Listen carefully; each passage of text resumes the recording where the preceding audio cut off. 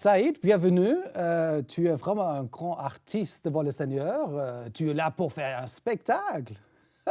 Bonjour, salam alaikum. Ouais. Grand artiste, tout à fait, puis pour faire un spectacle, mais c'est aussi, je dirais, une manière aujourd'hui de témoigner de ma foi. Liberté, égalité et la fraternité chez nous, elle se traduit bien entendu par le couscous. Depuis des années, tu as un spectacle qui s'appelle Liberté, égalité, couscous. Et ta tête, comme on dit, ta frite, elle est vachement connue maintenant. Hein? Oui, elle commence à être connue, mais on reste modeste. On reste quand même modeste, on va rester quand même humble, tout à fait. Je ne suis pas Jamel Debbouze, ni en tout cas Gad Elmaleh. Fier d'être humble. Hein? Fier d'être humble et puis fier surtout de partager ma foi à travers en tout cas ce spectacle qui plaît énormément, qui remporte en tout cas un vif succès, aussi bien je dirais dans les quartiers sensibles qu'à l'intérieur parfois des églises un peu partout dans toute la France. Et aujourd'hui je sillonne presque toute l'Europe. Ouais. Alors là, il y a une caméra pour toi. Tu à fait. veux saluer quelqu'un, ta femme ou des enfants Bien sûr, ou des alors amis? Je vais dire bonjour un petit peu à tous mes amis et compatriotes nord-africains, puis en particulier à tous les Marocains berbères et puis tous les barbares aussi de la planète. Que Dieu les bénisse abondamment. Rabbi barukum ya'amunkum ou shukran fahad l'oqita hadi. Alors, vous avez vu, hein? On le connaît depuis maintenant des années. On se rencontre souvent dans les différentes manifestations.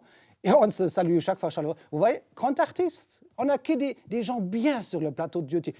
C'est vrai. Qu'est-ce que tu penses de Dieu TV? Dieu TV, c'est une très bonne émission. Alors, ce qui serait chouette, en tout cas, c'est que nous puissions, en tout cas, l'atteindre de plus en plus aussi en France et qu'elle soit encore beaucoup plus connue en France. Donc, moi, j'ai une solution. Chez nous, il y a quelque chose qui fonctionne bien, c'est le téléphone arabe. J'y manquerai pas, je vais en parler partout autour de moi. Pourquoi ça s'appelle Dieu TV et pas Allah TV? Alors, pourquoi Dieu TV? C'est vous qui allez me répondre, mais Allah TV, ça ne me dérangerait pas, puisque Allah, c'est le nom de Dieu, je dirais, dans la langue aussi arabe. Si vous allez en Jordanie, au Liban, au Moyen-Orient, les chrétiens l'appellent Allah, qui n'a rien à voir avec cette idole qui s'appelle Ellet, que vous retrouvez à l'intérieur de la Kaaba, là où il y en avait 365, une pour chaque jour. Donc Allah TV, Ma'arifatallah, d'ailleurs, c'est un site que nous avons, ça s'appelle ma'arifatallah.com. Saïd, oui. Moi, j'ai lancé Dieu TV. Magnifique. On va faire Allah TV en français? Avec plaisir. En français? Okay. Avec plaisir. Allah TV en français, tout à fait. Pourquoi pas, ça n'existe pas. Alors, on va lancer un petit extrait dans du spectacle. Super. Parce qu'il y a quand même des gens, tu sais, on a des milliers par jour devant Dieu TV qui regardent. Ça fait plaisir. On a vraiment beaucoup de téléspectateurs. Un petit extrait pour faire connaissance avec Saïd. Allez, allons-y.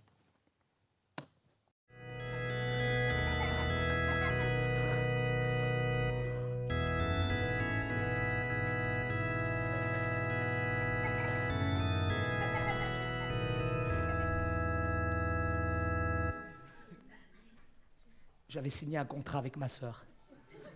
Du lundi au vendredi à l'école, samedi soir en boîte de nuit, dimanche matin en liturgie.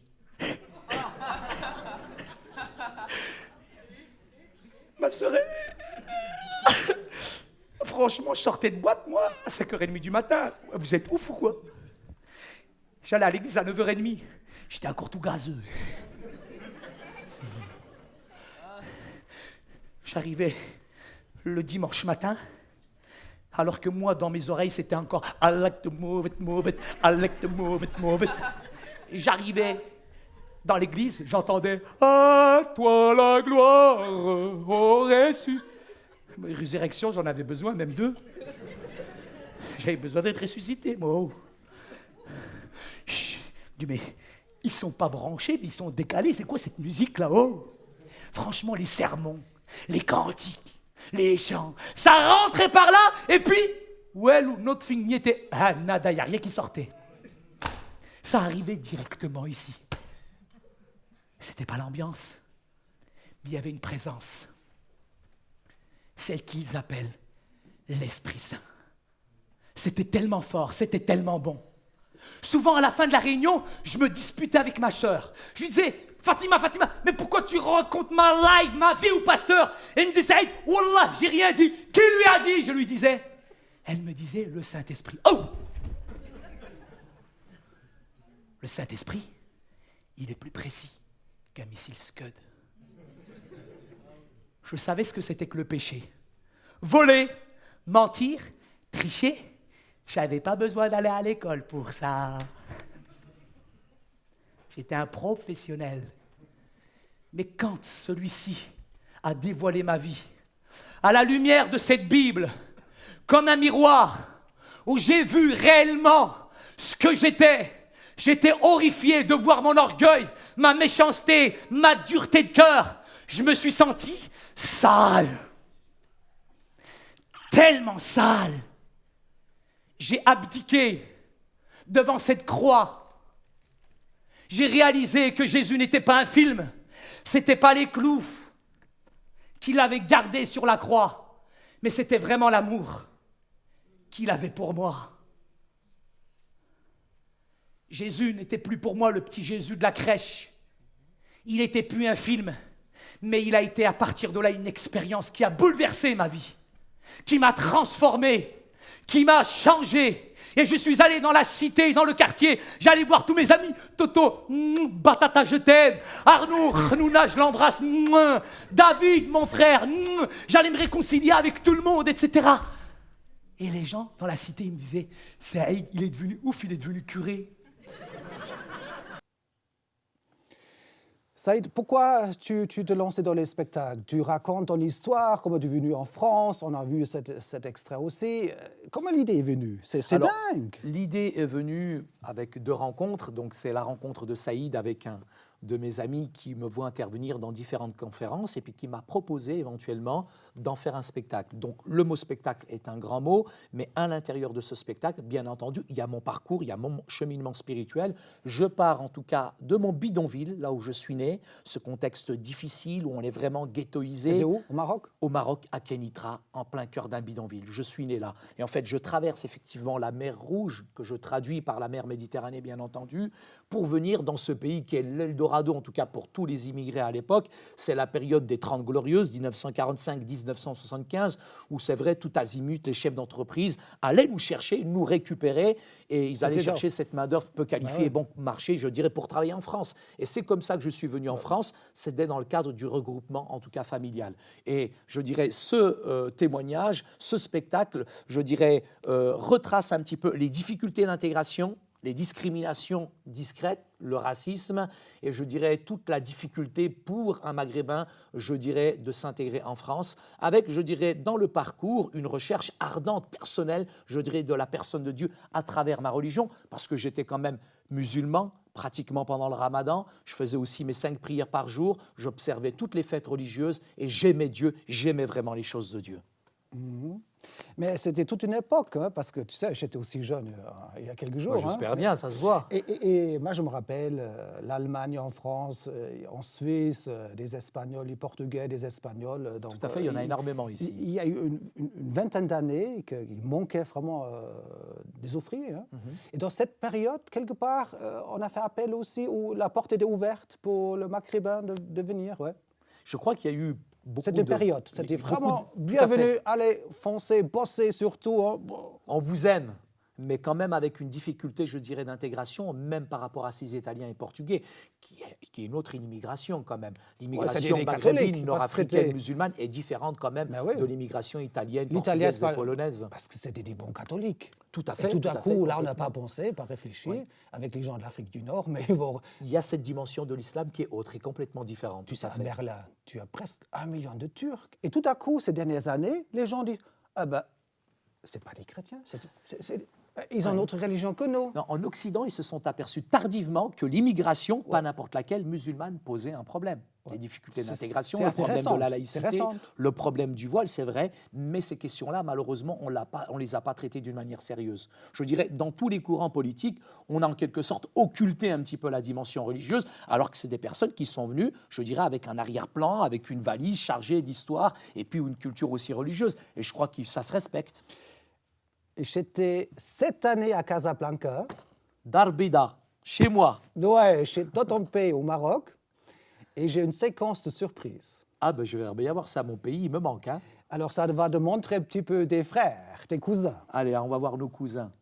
Darbida, Darbida.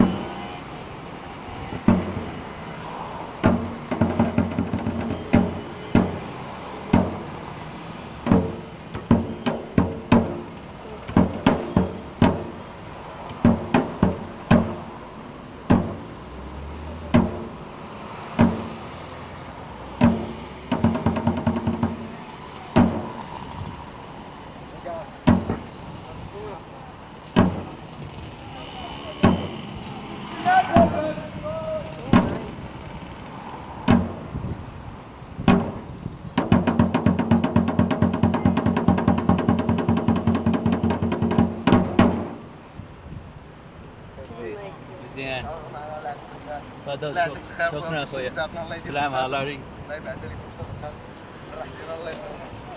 Ouais, qu'est-ce que tu penses? C'est assez surprenant. Ça se traduit par une culture de l'art, de la rue. Des Hein, vrais ça se artistes, traduit complètement aussi, dingues. je dirais, Ouais. par des personnes qui sont souples. On dirait un asticot incroyable. On dirait presque un aztèque dans une discothèque.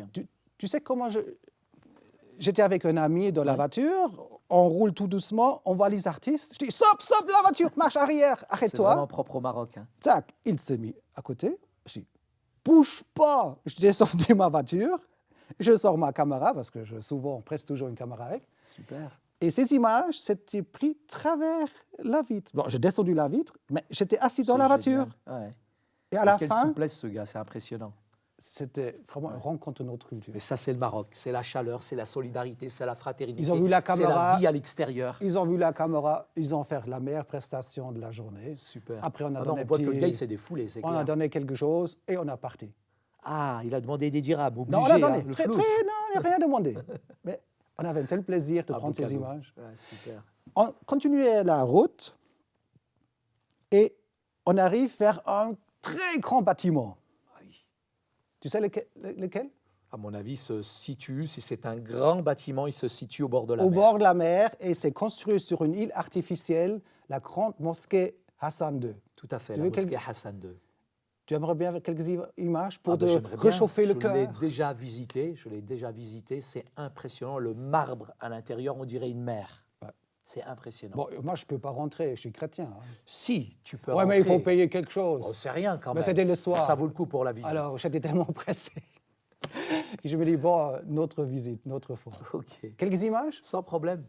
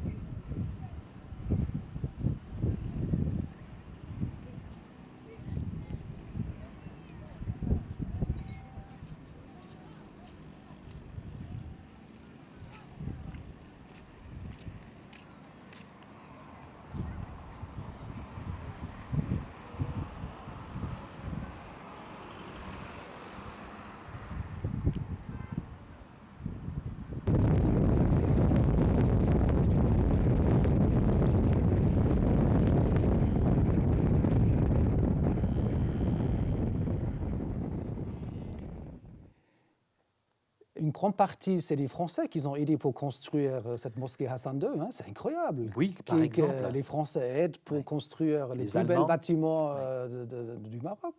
Je crois que le Maroc reconnaît aussi la qualité, je dirais, de l'Occident par rapport, je dirais, à toute cette infrastructure qui demandait quand même des compétences aussi en même temps. Et je crois que ça a été un grand symbole, je dirais, avant je dirais, le décès du roi du Maroc. Et je dirais qu'il a laissé quand même quelque chose d'assez impressionnant. Le minaret, il se voit de très très loin, des kilomètres et des kilomètres. Donc maintenant, ce que je me dis, c'est que c'est un très beau bâtiment. Mais à côté de ça, on a aussi un peuple qui véritablement a besoin aussi de liberté, qui a besoin aussi d'amour. Tu le dis. Dis-moi, Saïd, j'ai appris aussi pendant mon petit voyage, mon petit séjour, au Maroc et en Algérie, les gens n'ont pas le droit de changer de religion. Tu es d'accord? C'est vrai? Je suis C'est un entièrement problème? d'accord. C'est un grand problème aujourd'hui qui est Toi, lié, tu es je venu dirais, à chrétien. une interprétation du Coran. Mais Donc, comment tu es venu chrétien, toi? Alors, Bon, comment il moi faut je suis voir devenu ton chrétien, spectacle. très Il faut voir ton honnêtement. spectacle, c'est vrai, hein, mais Oui, oui. raconte-nous en Alors, vitesse. rapidement, je dirais que j'étais musulman, pratiquant, avec, je dirais, un très grand sérieux par rapport à ma religion. Mais deux questions essentielles sont venues à moi. C'est vraiment la question du salut, de l'après-mort. Qu'est-ce qu'il y a après la mort? Et c'est vrai, effectivement, que mes parents me décrivaient très bien l'enfer.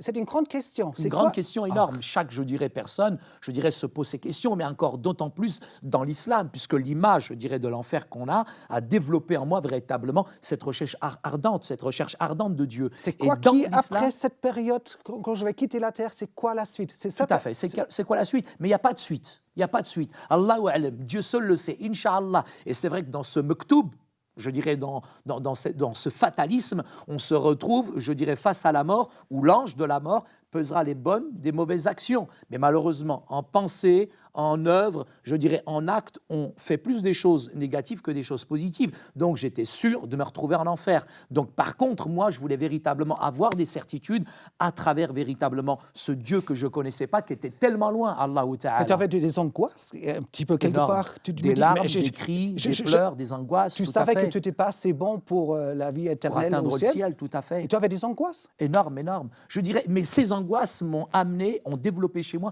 cette recherche, au contraire, ardente de Dieu. Donc la deuxième question, c'est cette intimité, cette relation que je n'avais pas. Et raconte, comment tu es venu? C'est des chrétiens français qui ont donné Complètement. qui donnaient un petit coup? On va dire qu'à travers une circonstance un petit peu négative dans le quartier dans lequel j'étais quelqu'un d'assez violent, je me suis battu contre un voisin. D'ailleurs, c'était un Tunisien et ça a déclenché une émeute. On apprend tout ici. Ça a déclenché une émeute. Et en fait, ces voisins français qui habitaient au-dessus de chez nous, et le salut ne peut venir que d'en haut, se sont proposés de garder nos petits frères et sœurs. Et ils nous ont, je dirais, aimés, considérés, et c'était des chrétiens. Mais moi, j'avais une mauvaise conception du christianisme, parce que je croyais que justement, le christianisme, c'était lié à tout ce que je voyais à la télévision. Mais je me suis rendu compte qu'on m'a menti. Et oui, je me suis rendu compte qu'on m'a Tu te menti. dis, ça c'est des chrétiens. Tout à fait. Toute la merde morale, en guillemets, mais tout Entre ce que- guillemets, tout Ouais, à ouais, fait. Tu dis, Ouais. ça c'est des chrétiens. Oui, Ouais, la culture, oui. tout ce que tu vois à la télé. Voilà. Mais là, j'ai rencontré des chrétiens authentiques qui aimaient véritablement Dieu et qui aimaient la Bible, la parole de Dieu. Et en plongeant mes regards dans la Bible, j'ai fait mes propres recherches personnelles. J'ai découvert une chose, c'est que Jésus nous dit à celui qui croit, à celui qui l'a reçu, il donne le pouvoir de devenir enfant de Dieu. Et là, j'ai accepté ce Christ dans mon cœur parce que c'est la foi, elle y mène. C'est véritablement ça qui sauve. Et c'est une expérience qui est personnelle, individuelle. Mais dis-moi, quelque part, le bon Dieu, il t'a envoyé en France pour faire connaissance du bon Dieu. Tout à Alors, fait. si tu étais maintenant resté au Maroc, avec toutes les images que je viens de montrer, peut-être des circonstances étaient moins favorables pour toi. Non, je pense pas. Alors tu fais quoi Je maintenant? pense pas parce que on même peut au pas- Maroc on peut pas aujourd'hui, ramener tout le monde en il y a France des pour trouver Marocains les qui chrétiens. rencontrent Jésus. Ça va Il pas. y a des Marocains, il y a des On ne peut pas Algériens ramener tout le monde qui en font Europe ça. pour faire Bien connaissance. sûr, c'est bien. Mais tous les Marocains ne peuvent pas venir en France. Mais Dieu n'a pas de frontières, Dieu n'a pas de limites. Dieu est capable de Ouais, mais- toucher des Algériens aujourd'hui en Algérie et au Maroc.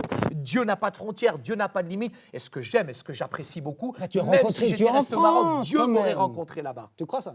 Mais Dieu n'est pas que pour les Français. Dieu n'est pas un occidental. Jésus, il n'est pas allé à New York. Jésus, c'est un sémite. Jésus, c'est un oriental. Dieu ne fait exception de personne. Il n'y a Attends. pas de frontière pour le salut. Mais attends, au Maroc, la loi t'interdit de changer de religion. La loi au Mais la Maroc. loi, elle dit ce qu'elle veut. Tu n'as pas le Mais la droit au loi, elle Maroc dit ce de qu'elle devenir veut. chrétien. La loi, elle dit ce qu'elle veut. Le cœur, c'est ça qui compte aux yeux de Dieu. Et Dieu dépasse justement les frontières religieuses, sociales et même toutes ces lois-là. Dieu, il les renverse parce que ce que Dieu, il entend, c'est le cri d'un malheureux. Et quand un malheureux crie, eh ben Dieu, il l'entend. Et c'est ça qui est extraordinaire. Mais j'ai vu au Maroc, il n'y a pas beaucoup de chrétiens marocains. Mais il y en a beaucoup Je- plus que vous le croyez. Mais c'est parce que peux me malheureusement, tutoyer, hein. ils se Tu peux cachent. me tutoyer, Écoute, hein. je te dis tout simplement qu'il y a beaucoup de chrétiens marocains. Tu crois Comme ça? il y en a beaucoup aussi en Algérie. Parce que- Mais tout le monde ne peut pas le dire, tout le monde ne peut pas le crier sur les toits. Tu crois que c'est ça? Tout à fait, bien sûr. Il y a des milliers de Marocains qui aujourd'hui font cette expérience avec le Christ. Tu crois ça? Et bien sûr, j'y crois. Et bien C'est pas sûr des que je dizaines. les rencontre. C'est pas des Pardon dizaines. C'est pas des dizaines.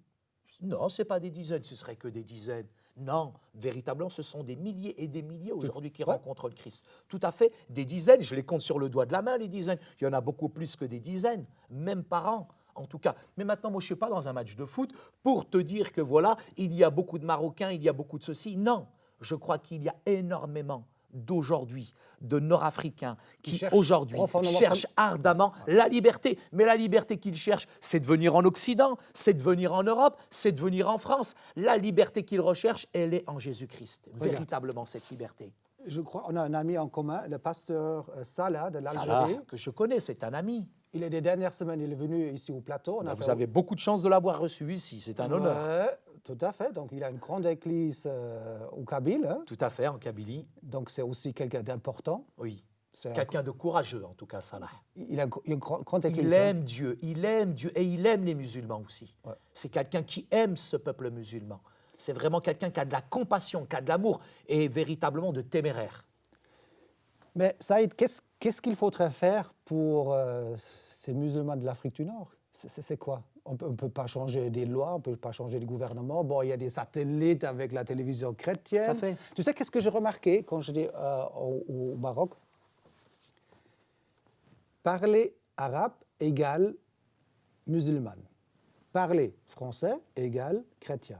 Mais ça, c'est les préjugés. Non, mais je Arabe rencontrais... n'est pas égal à musulman. Non, mais j'ai Il y remarqué- a combien de chrétiens aujourd'hui au Moyen-Orient, en Égypte, au Liban, etc. et tout. Arabe n'est pas égal à musulman. Le plus grand pays, d'ailleurs, c'est l'Indonésie. Le plus grand pays musulman, c'est l'Indonésie. Ils ne sont pas, en tout cas, d'origine arabe. Malheureusement, ça, c'est les préjugés peut-être aussi de l'Occident sur le monde musulman. Je suis vraiment désolé. Et c'est les préjugés aussi, parfois, des Nord-Africains, des musulmans, sur l'Occident aussi. Donc, français n'est pas égal à chrétien. Les chrétiens ont pris naissance en terre, je dirais, de Palestine, dans cette terre que nous connaissons, que nous chérissons, que nous aimons, sur ce beau sol aussi d'Israël. Mais quand même, je reviens à cette question, parce que tu me poses une question et puis on revient. Qu'est-ce qu'il faut faire en Algérie? Qu'est-ce qu'il faut faire au Maroc? Qu'est-ce qu'il faut faire au Maroc? La première chose, c'est qu'on n'a pas peur d'être chrétien et nous sommes fiers d'être chrétiens, marocains, algériens et tunisiens, et on se battra, en tout cas véritablement, pour être véritablement libres de nos convictions. Il y a des Français, des Occidentaux qui se convertissent à l'islam. On accepte ça, et ben on doit accepter que des musulmans aujourd'hui aussi deviennent chrétiens. Et c'est ma force, c'est ma conviction, et nous sommes prêts à mourir pour ça. On n'a pas pratiqué ici en Occident une politique de silence où on s'est caché dans les banlieues, et maintenant nous sommes chrétiens, nous allons encore nous cacher, nous aimons Jésus et nous le crions. Ouais. Amen. Et Saïd, je vais te montrer un extrait du pasteur Salah. Salah, allons-y, ça On est me fera d'accord? vraiment plaisir de le voir, Ben que oui. Dieu le bénisse. en Et tout il cas, parle là où il est. français en plus. Ah ben ça c'est bien. En plus, eh ben dis donc, c'est un Algérien qui parle français. Quelle confusion va y avoir encore avec lui. Un peu de difficulté à appréhender ce qui se passe vraiment chez eux. Alors je vous invite à l'écoute avec intérêt, bien prendre ça en visage, comme ça vous pourrez continuer de prier à la maison pour lui et pour tout son pays. Que Dieu te bénisse. Merci.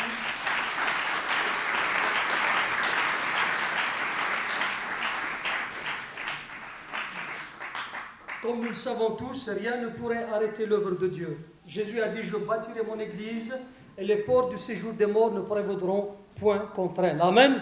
Ça, c'est notre conviction chez nous. C'est vrai qu'il y a la persécution et je voudrais juste vous tracer en quelques minutes le tableau ou la situation que nous vivons. Il y a une loi qui a été promulguée en 2006. C'est une loi répressive qui interdit à tout chrétien d'annoncer la bonne nouvelle aux musulmans qui l'entourent. Et ça, nous trouvons que c'est une loi unique et Dieu nous dit dans sa parole plutôt obéir à Dieu qu'obéir aux hommes. Parce que ces musulmans, nous les aimons et dans le cœur de Dieu, il y a de la place pour eux. Ils ont besoin d'entendre la bonne nouvelle. Et pour qu'ils puissent l'entendre, nous avons besoin de vos prières. Nous avons besoin de votre mobilisation afin que cette loi, chez nous dans le pays, afin que l'État algérien abroge cette loi. C'est une loi anticonstitutionnelle. C'est une loi, comme je l'ai dit, unique. Et nous devons tous nous mobiliser dans la prière et dans tout ce que nous pouvons faire pour dénoncer d'une manière ou d'une autre tout ce qui se passe en Algérie. Depuis la promulgation de cette loi, vous devez savoir, frères et sœurs, vous avez l'avantage de vous réunir. Et je bénis le Seigneur. Et je repartirai, je vais prier pour vous, pour que Dieu vous donne des locaux plus grands. C'est la même situation chez nous. On est une église qui se rassemble chaque vendredi entre 450 et 500 personnes. Cette année, on a fait 90 baptêmes. Et je repars, il y a une liste de 70 personnes pour vous dire que le Seigneur touche des Algériens, des hommes et des femmes d'arrière-plan musulmans, que le projet du Seigneur aboutira certainement. Et je dis, bientôt le Seigneur reviendra. Et nous devons y travailler avant que tombe la nuit. Et nous voulons... Alors, tu as vu, il était devant plusieurs personnes Magnifique. pour demander aide et la prière pour son pays. Il est courageux, comme tu dis. Tout à fait. Ça, Il c'est m'a- des gens comme ça qu'il nous faut aujourd'hui en France. J'ai une autre question. Tu viens de parler de cette terre Israël que nous chérissons tous, mais attends, les musulmans aimeraient bien récupérer cette terre sainte qui s'appelle Israël. Tu as aussi une certaine affection avec cette terre qui s'appelle Israël? Parce que c'est quand même, je veux dire, on parle de toi, ton histoire, Maroc, des musulmans et tout à coup, tu viens de parler de cette terre qu'on chérisse tous. Israël. Tu as Israël à cœur un petit peu? Excuse-moi, mais moi je suis marocain. Ouais. Je suis marocain. Ouais. Je sais. Combien de juifs ont été protégés sur le sol du Maroc? Ah oui, c'est juste. Plus de en 200 Algérie. 000. Et en Algérie? 200 000, Partout. il y a une très forte communauté, Oui. je dirais, israélite au Maroc. On n'a pas un problème, nous. C'est les gens qui ont un problème avec Israël. Mais moi, je n'ai pas de problème avec Israël. Et bien je à ne suis, relever. et je respecte les Palestiniens comme je respecte Israël. Et comme Abraham, quand il était face à ses 2 enfants, que ce soit Isaac et Ismaël, eh ben, je crois que face à la croix, juifs et arabes peuvent se retrouver et se réconcilier qu'à travers la personne de Jésus. Huwa salam wa ta'ati salam. Jésus, il est la paix et il donne véritablement la paix. Bien entendu qu'on doit respecter le peuple d'Israël. Ce sont nos aînés dans la foi. Et nous aimons ce peuple, nous le chérissons, comme j'aime aussi le peuple palestinien et samaritain aussi. OK. Mais si c'est ton opinion personnelle ou tu crois que dans votre culture marocaine ou dans l'Afrique du Nord, cette acceptance quelque part d'accueillir même les communautés juives, c'est plus large qu'on pense? C'est beaucoup plus large qu'on le croit, mais malheureusement, excuse-moi. C'est la mais politique on donne et des toujours journaux. le micro qu'à une minorité qui salit la plupart de la population. Et dès qu'on aime Israël, on nous qualifie de pro-israéliens, on nous qualifie de ceci et de cela. Vous êtes Mais aussi ce n'est pas une contre et tare d'aimer tout. Israël, comme j'aime aussi le peuple palestinien. Et au contraire, je suis désolé, mais on a alimenté un discours négatif sur Israël, pas qu'en terre d'islam, aussi en Occident. Il faut parler de tous ces juifs aussi qui sont morts aussi ici en Europe. Je suis désolé, parce qu'on braque la caméra sur le peuple musulman, mais il y a beaucoup de musulmans qui respectent aussi Israël Des et qui n'ont Français pas qui- une opinion comme cette minorité qui a une idéologie plutôt politique et qui combat Israël en envoyant des kamikazes, alors qu'eux-mêmes, ils n'iraient pas se faire exploser. Ouais, tu sais, Zaïd, Oui. quand je t'entends comme ça et que je te vois, il faut absolument que tu fasses un autre spectacle. Avec tu es plaisir, bon, avec tu es joie. bon, tu es bon, toi. Avec joie, mais pour la paix, celui-ci. Fais un autre spectacle. Je vais le produire, je vais le filmer, tout ce que tu Il n'y veux. a pas de problème, avec joie. J'étais cette année en Israël. Ouais.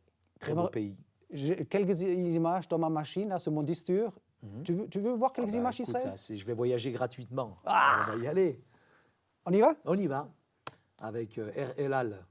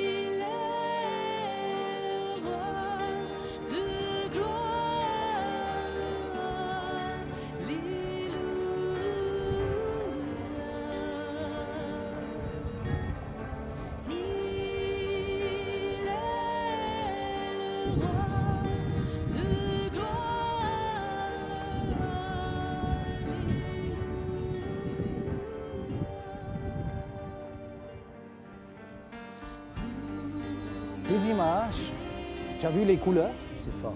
Ah, c'est fort. Le soir à 19h, j'arrive pour la première fois dans ma vie vers le mur de lamentation. Le soir, c'était mouillé, tout était mouillé. Un petit peu de pluie qui est tombée juste pendant très peu, pas vraiment la pluie, mais juste tout était trempe. Tu as vu la lumière des projecteurs? Tout à fait, oui. Une ambiance à couper avec le couteau, vraiment. Une présence. Je me suis dit, je ne suis pas trop émotionnel, mais il y a quelque chose qui m'a pris. Hein. Ouais. Tu connais cet endroit? Écoute, j'ai vécu ce sentiment en traversant le tunnel qui monte à Jérusalem. Et arrivé un moment, quand j'ai vu la nuit toute cette terre, je dirais, de Jérusalem illuminée, tous ces milliers de lampes, j'ai été pris d'un sentiment que je n'arrive pas à expliquer et je me suis mis à pleurer. Je ne sais pas pourquoi et pour quelle raison. Mais ce sol, il est ma vie, il est ma terre et je sais que le Christ, Yeshua al-Masih, ses pieds ont foulé cette terre d'Israël. Et pour moi, ça ne se décrit pas, cette émotion qui est à l'intérieur de nous quand on découvre le ce Fils pays. de Dieu se promenait dans cet endroit. Tout à fait, Il n'était pas en France, Ça me ni en dépasse. Allemagne, ni au Maroc. tout à fait. Jésus-Christ, c'est ça que tu veux Bien dire? sûr, bien sûr. Il a vécu là, il a donné sa vie. En rançon pour nous. La croix est autour de Jérusalem. Quelque part. Complètement. Tout le Nouveau Testament, notre Bible, notre foi en commun, Tout à que fait. toi, on partage. Elle quelque prend part. ses racines sur cette C'est ça. terre. Et il y a quelque chose, quelquefois des moments électriques. Hein. Mais il y a une connexion entre ton corps et puis cette réalité de cette terre. C'est tellement fort. Moi, je suis allé justement près du mur des lamentations, j'allais dire le mur des alimentations presque. Et quand je suis arrivé sur ce mur, j'ai un juif qui est venu vers moi et il m'a dit « Mais toi, t'es juif ?» Je dis « Mais non, je suis marocain. » Mais il dit « Non, t'es juif ?» Je dis « Mais non, je suis marocain, je te dis. » Et il me dit « C'est quoi le nom de ta mère ?» Je lui dis « Elbaz. » Il m'a dit « T'es juif ?» Je dis « Mais non, je suis marocain. » Et c'est là où il m'a rappelé l'histoire. C'est vrai que nous sommes berbères et qu'il y a une très forte communauté berbère et israélite, l'écriture peut-être et qui s'est tout, côtoyée, la qui culture, s'est peut-être mélangée dans les âges et dans les siècles. Mais en tout cas, ce mur-là, c'est incroyable de voir cette ferveur, cette intensité. La prière des Juifs, elle est simple, mais en même temps, elle est vraiment intense. Et vraiment que Dieu, en tout cas, bénisse véritablement ce peuple que nous aimons. Tu habites à Paris, hein? Tout à fait. Banlieusard. J'ai rencontré un autre ami qui habite à Paris. Il a la peau de sa couleur, la couleur de sa peau encore plus foncée, Ah ben vraiment noire. C'est un Africain. Voilà. Je suis un Africain, Du mais Nord, du Nord. Tout à voilà. fait. Marcel Bungu. Oh là là. Ça te dit quelque chose? Oh bah, celui-là, il déboîte. Hein. Tu le C'est connais? du son, c'est du lourd, bien sûr, tout à fait. C'est un très bon chanteur, en tout cas. Il met de l'ambiance. Vous êtes sur scène, ça arrive? Oh, bah, ce serait bien qu'on puisse être sur scène. Moi, je suis un excellent comédien. Lui, c'est un bon chanteur. On va essayer de faire peut-être un mix, une chouchouka, une ratatouille ensemble. On va se quitter sur les images de Marcel, parce Marcel, que OK. j'ai enregistré un interview avec lui, ça dure quand même 10 minutes, et tu ne veux pas attendre 10 minutes, tu es pressé, tu es toujours à la bourre. Toujours. On le regarde, OK. mais on ne revient plus sur le plateau. Déjà? OK, bah, Inch'Allah, illa liqa, à la prochaine. Et puis, je serai très heureux, en tout cas, de À une autre- revenir ici, Sur en mise France. à jour, ouais. Alors, bienvenue pour notre mise à jour, et on va se quitter sur ces quelques images. À la prochaine. Que j'aille, tu es là, au fond des océans, tu es là, au milieu des ténèbres, tu es là. Si je monte aux cieux, Seigneur, tu es là, au séjour des morts, tu es là, au fond des océans, tu es là, au milieu des ténèbres, tu es là. Tu es Seigneur, tu es là. Où que j'aille, Seigneur, tu me vois. Là où que j'aille, Seigneur, tu es là. Tu es là. Tu es là. Où que j'aille, tu es là. Tu es là. Tu es là. Tu es là, Seigneur. Tu es là. Oh oui, Seigneur, où que j'aille, tu es là. Tu es là.